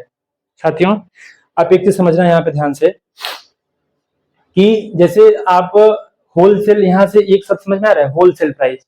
होलसेल प्राइस मतलब जैसे आप सामान भी खरीदने जाओगे तो कोई कोई दुकान होती है होलसेल में सामान देती है। और जैसे आप किराना का सामान खरीदते हैं तो जो बड़ी बड़ी दुकानें हैं वो होलसेल में सामान देती हैं, और होलसेल का सामान आपको कुछ सस्ता दामों पे मिल सकता है। ठीक है, तो एक दुकान होती है जो होलसेल सामान देती है। होलसेल का मतलब कि आपको बंडल में देगी, 50 पैकेट, 100 पैकेट, 200 पैकेट, 500 पैकेट ऐसे देगी। और एक दूसरी तरफ एक दुकान ऐसी होती है जो आपको एक पैकेट भी दे देगी, यार एक चीज चाहिए, एक ही यूनिट चाहिए हमको, ले जाओ, लेकिन थोड़ा महंगे दामों पे मिलेगी। होलसेल में क्या होता है, वो कम दामों पे मिलती है। साथियों, आप पूछोगे कि सर ये इंडेक्स जो सूचकांक है इसका क्या मतलब क्या है, और ये WPI CPI का क्या है, ये क्यों हम इसको पढ़ रहे हैं, क्या मतलब है इन्फ्लेशन से, इसका क्या मतलब है। साथियों, इन्फ्लेशन जो है मुद्रास्फीति की जो गणना होती है, मुद्रास्फीति की जो गणना होती है, मुद्रास्फीति की गणना के लिए इन दो सूचकांकों का, इन दो इंडेक्स को बनाना बहुत जरूरी होता है। इन दो इंडेक्स को साथियों हमारी जो सरकार है विभिन्न संस्थाओं के माध्यम से इनको बनाती है। साथियों, सरकार को तो ये नहीं पता है ना कि कौन सा दाम क्या हो रहा है, कैसे हो रहा है, मार्केट में क्या क्या हो रहा है, कौन सा दाम, पता तो है, उनको पता चलती है, लेकिन इतनी सारी वस्तुएं होती हैं साथियों, इतनी सारी खाद्य पदार्थ है, गैर खाद्य पदार्थ है, विनिर्मित पदार्थ है, ईंधन है, इतनी सारी वस्तुएं हैं कि सरकार को एक एक पॉइंट के लिए, एक एक वस्तु का एनालिसिस करने के लिए उसको एक संस्था का निर्माण करना पड़ता है, और वो संस्था यही चीज देखती है, वही एनालिसिस करती है कि कौन से वस्तु के दाम में कितना बढ़ रहा है, कौन सा वस्तु का दाम कितना कम हो रहा है, और उसके आधार पर एक सूची बनाती है, और वो सूची बना के वो जोड़ लेती है, और जोड़ने के बाद ये देखती है कि मुद्रास्फीति हमारा कितना बढ़ा है और कितना कम हुआ है, और वही डाटा जो है वही डाटा जो है रिलीज कर दिया जाता है कि मुद्रास्फीति दर बढ़ा है कि मुद्रास्फीति दर कम हुआ है कि मुद्रास्फीति दर वही है। ठीक है, तो सूचकांक का मतलब साथियों यही होता है कि इन्फ्लेशन की गणना के लिए, इन्फ्लेशन को जानने के लिए हमारी जो सरकार होती है वो विभिन्न सूचकांकों के माध्यम से इनको जानती है, इसको समझती है कि इसमें क्या क्या मतलब वृद्धि हो रहा है कि कमी हो रहा है कि क्या हो रहा है, इसको समझती है, इसीलिए इंडेक्स का निर्माण करती है। और इंडेक्स को भी, मुद्रास्फीति जानने के लिए इंडेक्स बनाया जाता है, और इंडेक्स भी दो स्तर पर बनाया जाता है। एक तो होलसेल रेट पे बनाया जाता है, जैसे 500 यूनिट, 1000 यूनिट, 5000 यूनिट, 10,000 यूनिट जहां पे बिक रहे हैं उनकी गणना एक सूचकांक पे की जाएगी, और एक जो डेली बेसिस पे बन रही है, जैसे दूध के दाम में कितना वृद्धि हुआ 1 लीटर के, और 5 लीटर के दूध के दाम में कितना वृद्धि हुआ, जो डेली आप उपभोग कर रहे हो, मतलब कि उपभोक्ता जो डेली उपभोग कर रहा है उसके मूल्य में कमी हो रही है कि वृद्धि हो रही है, उसको देखते हुए एक सूचकांक बनाई जाती है। जैसे आप आज दूध लेने गए, आप आज 20 रुपए है, कल आपका 25 रुपया हो गया, तो उस आधार पे सूचकांक बनाती है कि दूध का दाम 20, फिर 25, फिर वो महीने का बनाएगी चार्ट कि दूध के दाम में महीने में कितना फ्लक्चुएट हुआ है, कि महीने से मान लो महीना में जोड़ा तो महीना में एवरेज निकल गया कि दूध के दाम में 3% बढ़ा है, तो वहां पे वो सूचकांक में लिख देगा कि दूध जो है 3% की दर से मुद्रास्फीति दर उसमें बढ़ी है, तो वहां पे सूचकांक बनाते हैं। ये डेली आधार की वस्तुओं पर होता है, ये थोक वस्तुओं के आधार पर होता है। ठीक है, तो हम पहले ये समझते हैं कि WPI क्या होता है, WPI में क्या क्या शामिल किया जाता है, और फिर हम आते हैं CPI पे और दोनों की तुलना कर लेंगे चार्ट बना के। ये आपका चैप्टर साथियों यहीं पे कंप्लीट हो जाएगा। तो हम इसको WPI ये लिख लेना, हेडिंग देना, WPI होलसेल प्राइस इंडेक्स, थोक मूल्य सूचकांक। अब इसमें हम देखते हैं साथियों ये है क्या, इसमें क्या क्या होती है, और इसमें बहुत सारी कुछ फैक्ट लिख लेंगे जो आपके एग्जामों में अक्सर पूछी जाती है। बस इतना देखने के बाद हम CPI पे आएंगे, CPI कर लेंगे, ये आपका चैप्टर फिनिश हो जाएगा। सबसे पहले हम आते हैं WPI पे। WPI क्या है, आई होप आप लोग समझ गए होंगे कि WPI CPI हम क्यों पढ़ रहे हैं, इसका इन्फ्लेशन से क्या मतलब है। हम इसीलिए पढ़ रहे हैं साथियों क्योंकि इन्फ्लेशन जानने के लिए हमको WPI CPI जानना बहुत जरूरी है। बिना उसको जाने हम इन्फ्लेशन जान ही नहीं सकते कि इन्फ्लेशन हम किसी भी देश में घट रही है कि बढ़ रही है। तो WPI सबसे पहले लिखते हैं WPI होलसेल प्राइस इंडेक्स। साथियों एक चीज ध्यान देना कि इसमें हम एक चीज बोले आपको कि कोई भी देश जो है इसमें थोक मूल्य, किसी भी वस्तु का थोक मूल्य के आधार पर गणना करती है। थोक मूल्य में इसमें क्या क्या शामिल होता है साथियों, इसमें साथियों 3 चीजें शामिल होती है। सबसे पहले होती है प्राथमिक वस्तु, प्राथमिक वस्तु, प्राइमरी एलिमेंट, प्राथमिक वस्तु। दूसरा साथियों शामिल होता है ईंधन, इसमें फ्यूल शामिल होता है। तीसरा साथी शामिल होता है विनिर्मित उत्पाद, मैन्युफैक्चरर्ड प्रोडक्ट, विनिर्मित उत्पाद। जो मैन्युफैक्चरर्ड प्रोडक्ट होता है, विनिर्मित उत्पाद। ठीक है, WPI में क्या शामिल होता है साथियों, सबसे पहले प्राथमिक वस्तु शामिल होता है, प्राइमरी प्रोडक्ट, फिर ईंधन शामिल होता है, फ्यूल, फिर उसके बाद विनिर्मित उत्पाद। विनिर्मित उत्पाद का मतलब मैन्युफैक्चरर प्रोडक्ट जो होता है, इसमें 3 चीजें शामिल होती है। सबसे अब एग्जाम में साथियों पता है क्या पूछता है कि सबसे ज्यादा कौन सबसे ज्यादा होता है। तो साथियों सबसे आपको पहले बता दें, ईंधन जो है साथियों ये 13.1% इसमें वेटेज रखता है। मान लेते हैं WPI 100% है, तो इसमें 100% में ईंधन कितना होगा? 13.1% क्या होता है? 13.1% ईंधन शामिल होता है। प्राथमिक वस्तु कितना शामिल होती है? ये होता है साथियों, एक सेकंड साथियों, डाटा थोड़ा सा दिमाग से, हाँ, 64.3% जो है वो विनिर्मित उत्पाद होती है, और 22.6% जो है ये तुम्हारा 22.6% जो है ये प्राथमिक वस्तु होती है। देखो 6 1 7 3 10 10 हो गया, और 2 1 2 3 5 4 9 1 10, और 2 1 3 6 4 1 9 1 10, ठीक है। तो ये हो गई प्राथमिक वस्तु। प्राथमिक वस्तु का सबसे ज्यादा सबसे मतलब 22% वेटेज होता है 100 में। ईंधन का होता है 13% वेटेज होता है, और जो विनिर्मित उत्पाद होती है उसका 64.3% वेटेज होता है। तो अगर आपके एग्जाम में पूछ ले कि डब्ल्यूपीआई में विनिर्मित उत्पाद का वेटेज कितना होता है, और ईंधन का वेटेज कितना होता है, और प्राथमिक वस्तु का वेटेज कितना है, तो आप बता पाएंगे। साथियों आपको ये नहीं पूछेगा कि कौन कितना परसेंट होता है, आपको ये पूछ देगा कि किसका वेटेज सबसे ज्यादा होता है। तो आप यहीं पे लिख लीजिएगा कहीं साइड में कि सबसे ज्यादा वेटेज किसका होता है? विनिर्मित विनिर्मित मैन्युफैक्चरर जो प्रोडक्ट होता है, सबसे ज्यादा वेटेज WPI में इसको शामिल करते हैं सबसे ज्यादा। फिर उसके बाद किसको शामिल करते हैं? फिर उसके बाद प्राथमिक वस्तु को शामिल करते हैं, फिर उसके बाद प्राथमिक वस्तु को शामिल करते हैं, और फिर उसके बाद हम लोग शामिल करते हैं ईंधन को, ठीक है। तो अगर पूछे कि WPI में सबसे ज्यादा कौन शामिल होता है, तो टिक मारना है क्या है? विनिर्मित उत्पाद। फिर अगर पूछे दूसरे नंबर पे तो प्राथमिक वस्तु, तीसरे नंबर पे पूछे तो ईंधन। लिख लेना कहीं पे कि WPI में सबसे ज्यादा शामिल कौन होता है? विनिर्मित उत्पाद। विनिर्मित उत्पाद में पूछोगे कि विनिर्मित उत्पाद है क्या, विनिर्मित उत्पाद में आता क्या क्या है? साथियों सारी चीजें विनिर्मित उत्पाद में ही आती हैं।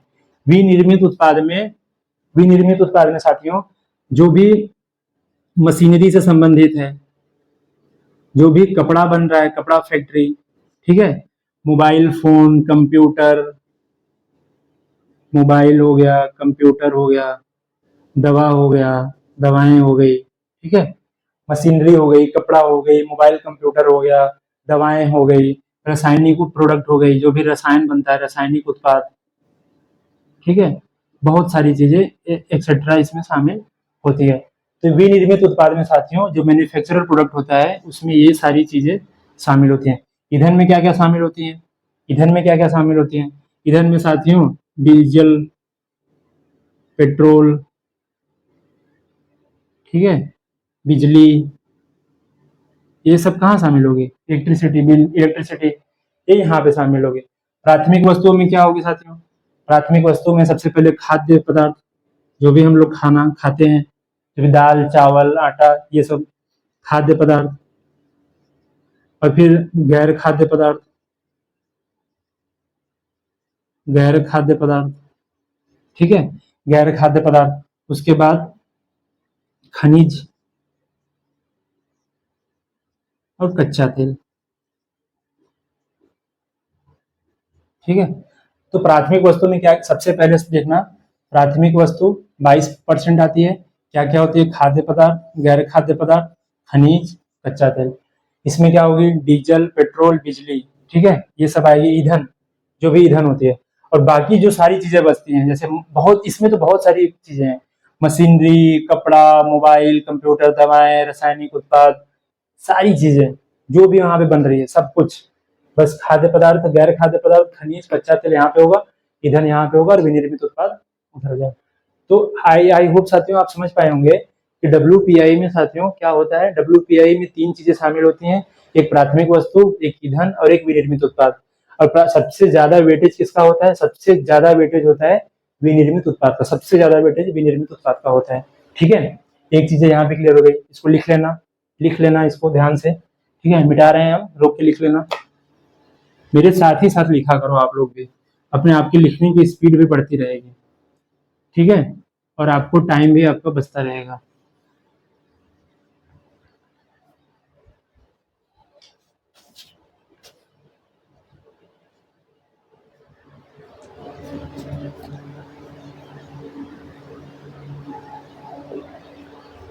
साथियों कुछ फैक्ट है, कुछ फैक्ट पे हम चर्चा करते हैं WPI के।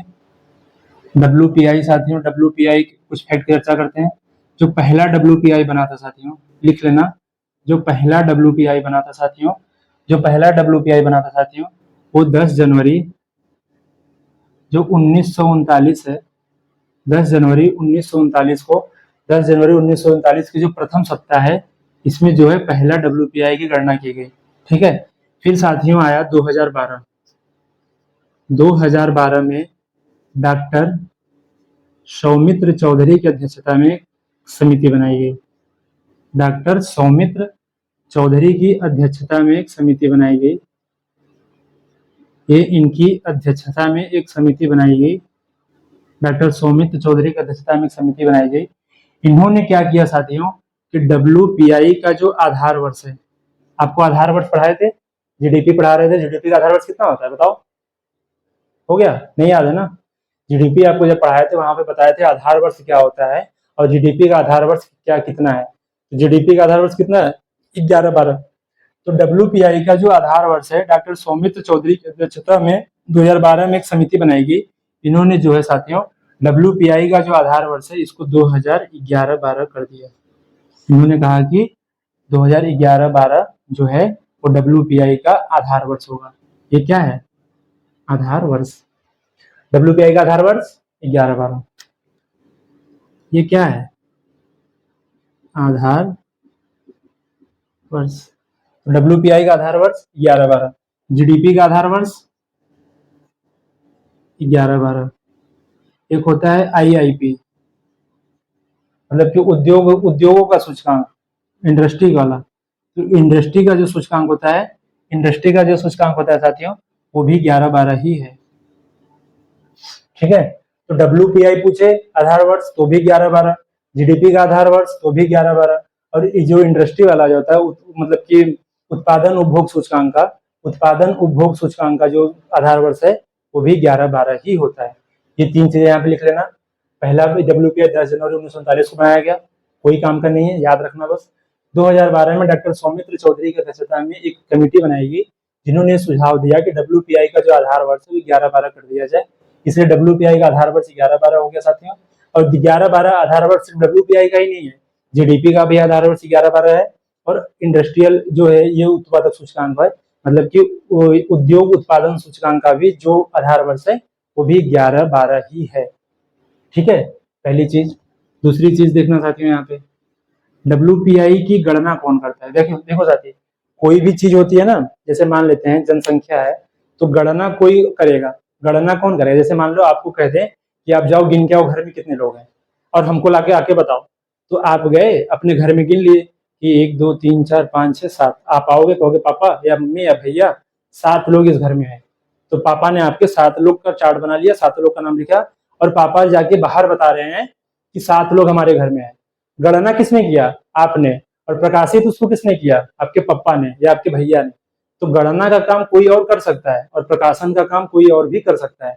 तो WPI की अगर हम, तो गणना अलग होती है, गणना मतलब जो गणना कर रहा है, जो काउंटिंग कर रहा है, और जो प्रकाशन कर रहा है, जैसे आपके पापा या भैया प्रकाशित किए कि हमारे घर में 7 लोग हैं, और गणना आपसे करवाए कि आप करो कितने लोग हैं घर में, तो गणना का काम कोई कर सकता है, प्रकाशन का काम भी कोई दूसरा कोई कर सकता है।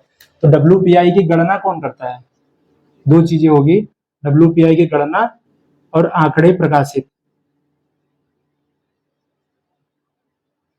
आंकड़े जो है प्रकाशित, तो गणना कौन करता है और आंकड़े प्रकाशित कौन करता है? WPI की भी गणना साथियों NSO ही करती है, नेशनल स्टैटिस्टिक्स ऑफिस, राष्ट्रीय सांख्यिकी कार्यालय। WPI की गणना साथियों नेशनल स्टैटिस्टिक्स ऑफिस, राष्ट्रीय सांख्यिकी कार्यालय करती है। आंकड़े प्रकाशित कौन करती है साथियों? आंकड़े प्रकाशित कौन करती है साथियों? वाणिज्य एवं उद्योग मंत्रालय।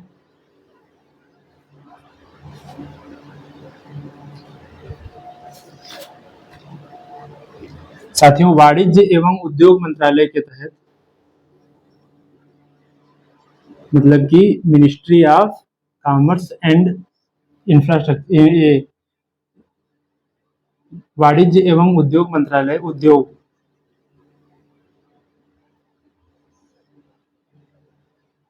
वाणिज्य एवं उद्योग मंत्रालय के तहत साथियों एक कार्यालय है आर्थिक, लिख लेना साथियों, आर्थिक सलाहकार कार्यालय।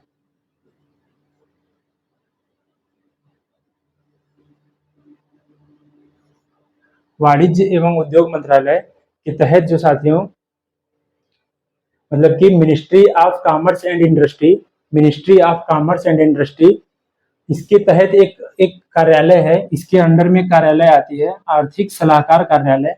आर्थिक सलाहकार कार्यालय ये इसको क्या करती है, इसकी गणना को जारी करती है। तो गणना कौन करता है, एनएसओ ही करता है। और आंकड़े इसका प्रकाशित वाणिज्य एवं उद्योग मंत्रालय के तहत आर्थिक जो सलाहकार कार्यालय है ये इसकी आंकड़े को क्या करता है, प्रकाशित करता है। ठीक है, इतना समझ में आ गया। तो डब्ल्यूपीआई की गणना कौन करता है, डब्ल्यूपीआई के आंकड़े प्रकाशित कौन करता है, ये भी समझ गए। डब्ल्यूपीआई में कितनी वस्तु होती है, प्राथमिक, द्वितीयक और प्राथमिक ईंधन, प्राथमिक वस्तु, ईंधन और विनिर्मित वस्तु। सबसे ज्यादा विनिर्मित का होता है, ये भी आप डब्ल्यूपीआई में समझ गए। डब्ल्यूपीआई क्या होता है, जो थोक वस्तुओं के मूल्यों में जो उतार चढ़ाव होता है उसकी जो सूचकांक बनती है उसको क्या कहते हैं, डब्ल्यूपीआई। उसकी जो इंडेक्स बनाते हैं, जैसे थोक वस्तु के दामों में जो उतार चढ़ाव होता है उसका जो इंडेक्स बनता है ना उसको हम लोग क्या कहते हैं, डब्ल्यूपीआई। अब हम नेक्स्ट पे आते हैं साथियों सीपीआई पे, कि सीपीआई क्या है। ये आपके चैप्टर का लास्ट टर्म है CPI. CPI consumer price index. CPI का मतलब साथियों क्या हो गया, कंज्यूमर प्राइस इंडेक्स। फिर से लिख देते हैं CPI consumer price index. Consumer price index में साथियों सिंपल सा एक आपको चीज बता दिए, कंज्यूमर प्राइस इंडेक्स में जो डेली दिन प्रतिदिन के जो दिन प्रतिदिन के कामों में जो आप जिस वस्तु का उपभोग करते हैं, दूध, चावल, दही, दाल, आटा, ठीक है, जो भी सारी तेल, मसाला, साबुन, जो भी आप दिन प्रतिदिन के उपयोग में जो भी आप वस्तु उपयोग करते हैं, उपभोग करते हैं, उसके दामों में जो वृद्धि या कमी हो रही है उसका जब एक इंडेक्स बनाते हैं और उसका एनालिसिस करते हैं तो किसके तहत करेंगे, वो कंज्यूमर प्राइस इंडेक्स के तहत करेंगे। ठीक है, तो कंज्यूमर प्राइस इंडेक्स क्या हो गया, दिन प्रतिदिन के दामों में जो उतार चढ़ाव होता है उसको जो मासिक आधार पे जो गणना होती है उसको कौन करता है, उसको उसको क्या कहते हैं, उसको सीपीआई कहते हैं। अब यहीं पे साथियों समझते चलते हैं कि इसकी गणना कौन करता है। दो चीजें आपको समझना है, इसकी गणना कौन करता है और इसके आंकड़े कौन जारी करता है। लिख लेना नीचे, गणना कौन करता है, आंकड़े। गणना भी एनएसओ करता है, national statistical office, national statistical office मतलब राष्ट्रीय सांख्यिकी कार्यालय, ये इसकी गणना भी करता है, आंकड़े भी यही जारी करता है, एनएसओ ही। ठीक है, तो सीपीआई की गणना और आंकड़े जारी दोनों कौन करता है। हाँ, गणना और आंकड़े जारी करने का अंतर समझ गए होंगे आप। गणना और आंकड़े, गणना भी एनएसओ करेगा और आंकड़े भी जारी कौन करेगा, एनएसओ ही करेगा। लिख लेना इसको कि सीपीआई की गणना कौन करता है और आंकड़े जारी कौन करता है। दूसरी तरफ साथ में एक चीज देख लेते हैं, किसका आधार वर्ष। जैसे डब्ल्यूपीआई का आधार वर्ष देखे थे ना, डब्ल्यूपीआई का आधार वर्ष कितना था, 11-12।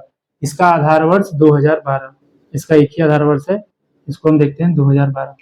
ठीक है, सीपीआई की गणना कौन करता है, एनएसओ, आंकड़े जारी कौन करता है, एनएसओ, और इसका आधार वर्ष कितना होता है, 2012। ठीक है, ये दो चीजें समझ गए साथियों। अब हम एक चीज और समझते हैं इसमें कि सीपीआई में साथियों ना कई प्रकार के टाइप होते हैं। सिंपल सा है, कुछ नहीं है। सीपीआई जो है कंज्यूमर प्राइस इंडेक्स है, इसमें साथियों ना 2-3 टाइप में है।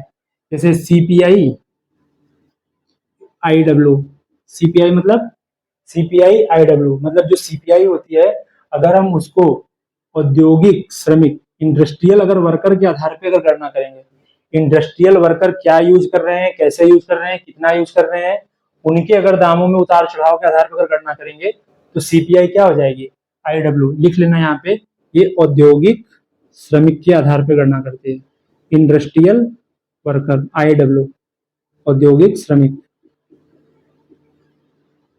ठीक है, एक होता है सीपीआई आईडब्ल्यू, औद्योगिक श्रमिकों के जो दिन प्रतिदिन के उपभोग में, सीपीआई ये भी है लेकिन ये सिर्फ किसकी करेगा, आईडब्ल्यू, ये इंडस्ट्रियल वर्कर की करेगा।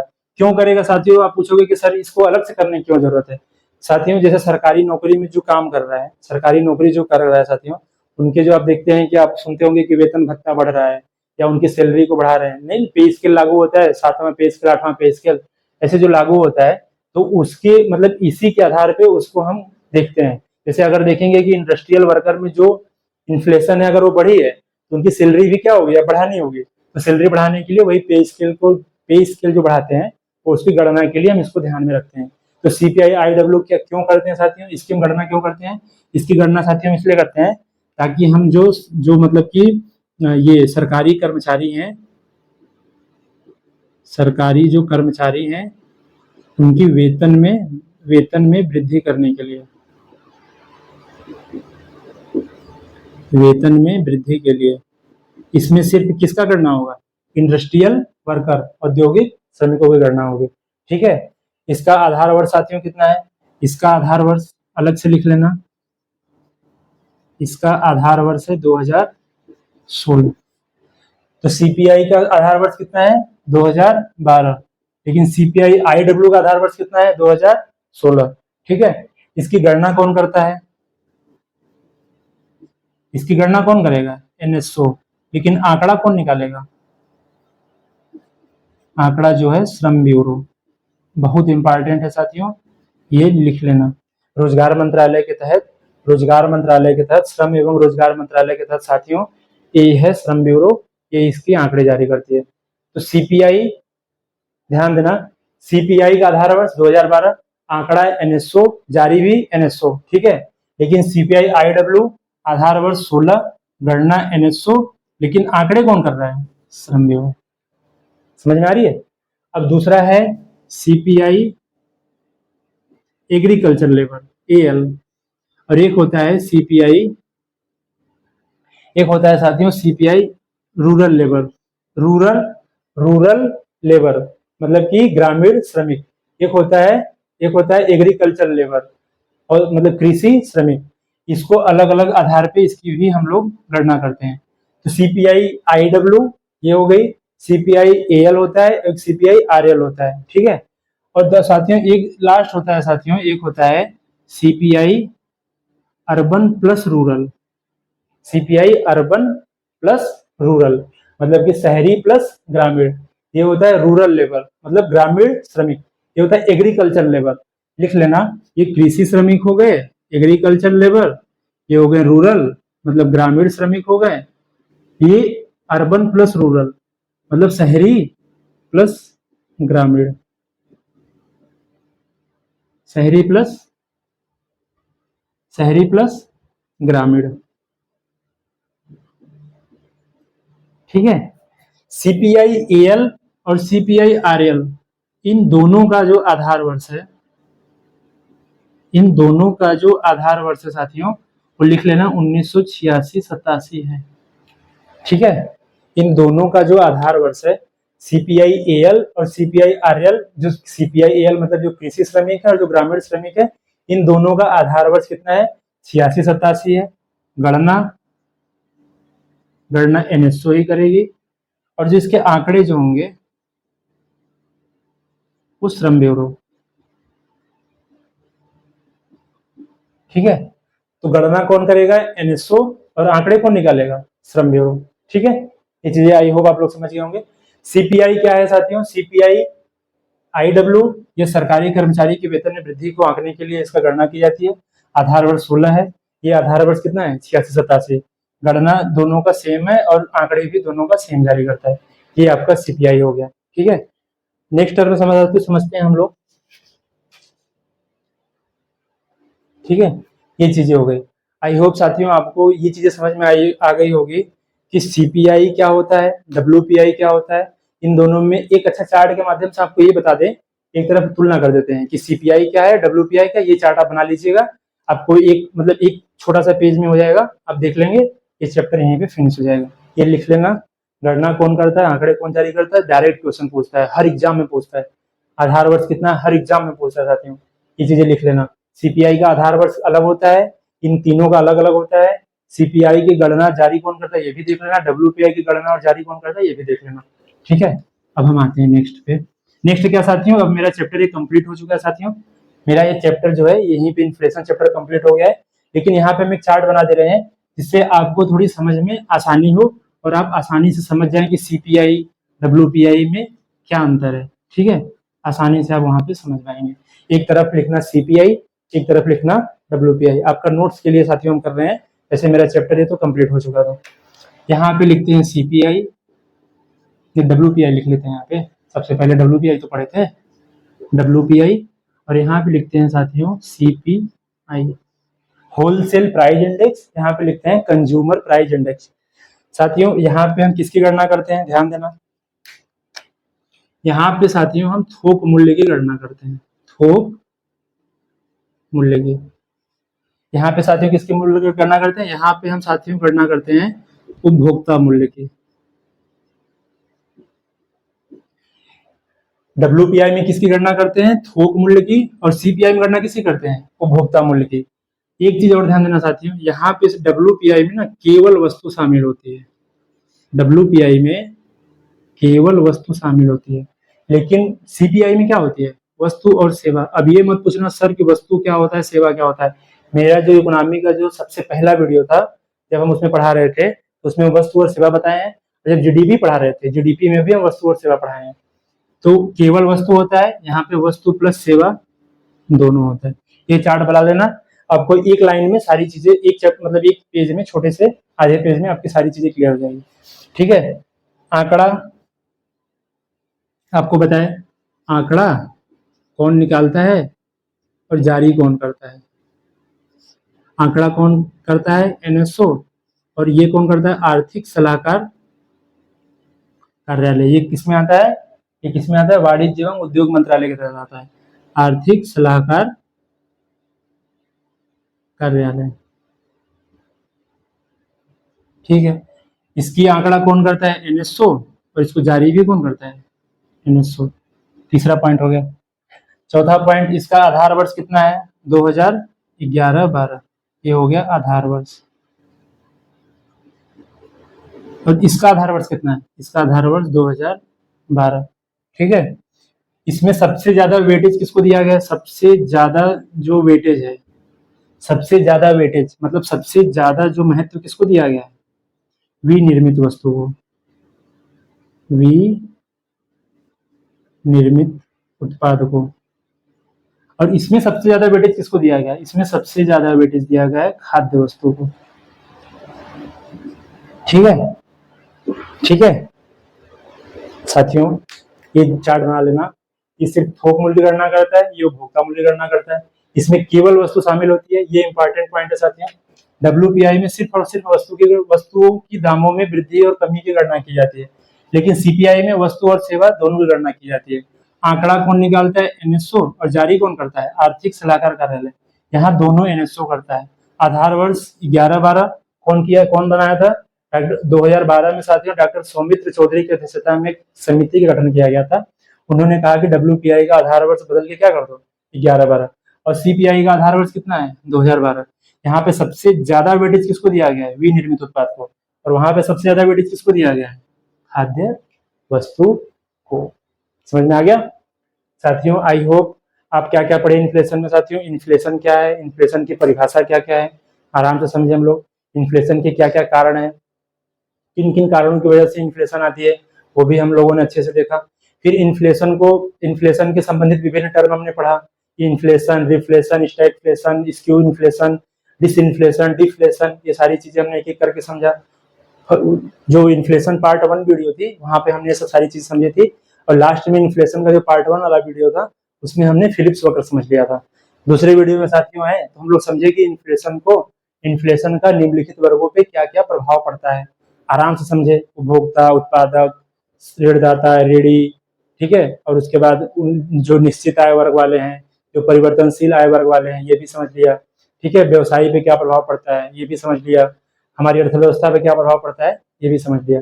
फिर नियंत्रित करने के उपाय में जब गए, तो नियंत्रण कैसे कैसे, जैसे मांग पक्षी साइड क्या है, पूर्ति पक्षी साइड क्या है, और नीतियां RBI और सरकार क्या क्या करके मुद्रास्फीति को नियंत्रित करती है। उसके बाद सूचकांक में हम लोग WPI पढ़े और CPI पढ़े। क्यों पढ़े ये भी आपको बता दिया कि मुद्रास्फीति की गणना के लिए हमको WPI और CPI की एनालिसिस करना बहुत जरूरी होती है। तो इसलिए सरकार क्या करती है, WPI और CPI की गणना करवाती है विभिन्न संस्थाओं के माध्यम से।